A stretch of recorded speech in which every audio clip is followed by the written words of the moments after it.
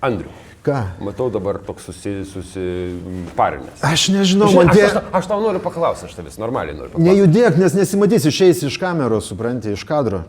Tai čia dėl to tu man davėjai, ar tau režisierius leido mane mušti iš viso? Žiūrėk, dar nepradedam, dar nėra grimo net važiavo, dar turi mane papudruoti, supranti, aš nesifilmuoju be pudros. Aš žinau, kad aš tau atsikeršysiu, man atrodo, aš tau tai pagrimuosiu.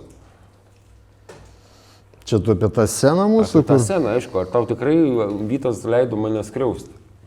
Aš noriu sužinoti. Ar jisai tau buvo pasakęs, Andriau, duok Adomui į galvą? Žiūrėk, Adomai, aš labai noriu... Atsiprašyti, visų pirma, ne? Ačiū.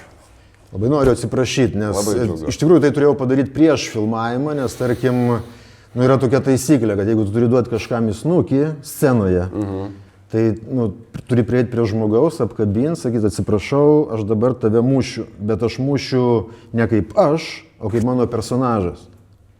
Bet aš užmiršau per tą visą stresą, šaltį ir taip toliau. Aš suprantu, kad vis tiek pas tokio masto režisierių vaidinti yra iš tikrųjų